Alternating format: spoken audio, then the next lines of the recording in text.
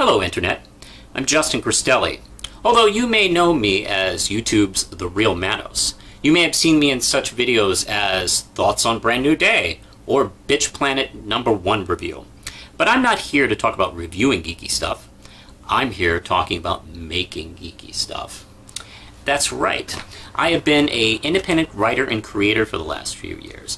And I had tried to play it straight through mainstream channels where I would submit and wait. But you know what happens when you wait? You grow old. So after a while I decided to stop waiting for my ship to come in and build my own ship. Which is why over the last few years I have been creating my own work. First off with short stories and novels through my own Manos Publishing. And I've co-founded Primal Paper Comics, which produces Red Knight, which has been pretty much my main title for the last few years.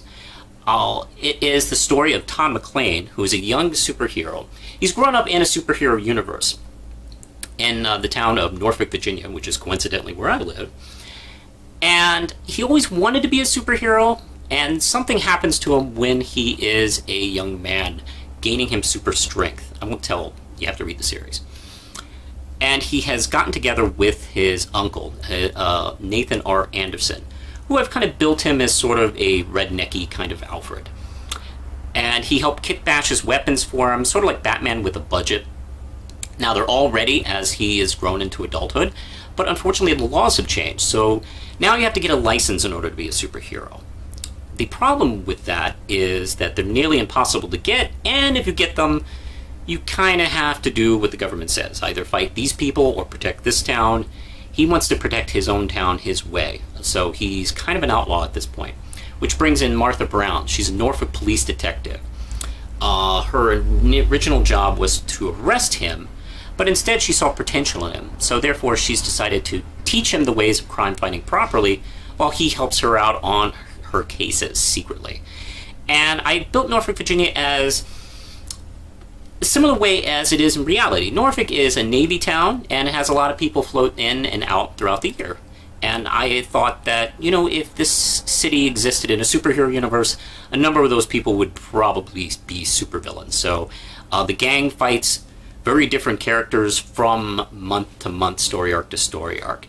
I've decided to try and create the book as sort of a loving tribute to superhero universes and tropes, and deconstructing in a light and positive way rather than a negative way. I can't really do a book like this through mainstream publishing, I think, anyway, because I would probably be encouraged to do gimmicks in order to attract more readers all the time, despite making the best stories I can. You know, stuff like renumbering all the time, bringing back dead characters who are supposed to stay dead, doing unnecessary crossovers with characters like, oh, I don't know, Zorro. Wait a minute. That actually sounds kind of cool. I may do that. But I digress. That's one of the great things about being a self-publisher or someone who works with such an indie title like Primal Paper Comics that'll allow me to just be me and have my title be itself, the thing I want to do. The problem is, when you do a lot of the work yourself, that means you are not only the writer-creator, but you're also the co-editor, the co-proofreader, the manager, the agent, and the money man. And that's quite a bit. Because even though I do this book on as low a budget as I possibly can, it's still quite a bit of money, because we're talking about artist fees, printing fees, conventions, and also any advertising, because I can't get into Diamond because it's too expensive for a guy like me at this point. So that brings me to Patreon. This is a pretty wonderful site that I've noticed over the last year, which can give me a chance to help properly fund the book while connecting better with readers. Instead of me being stretched out on a couple of websites, I can actually, you know, filter it all through this one channel, where I can discuss the progress of the book, my creative process on how I do this series and other series.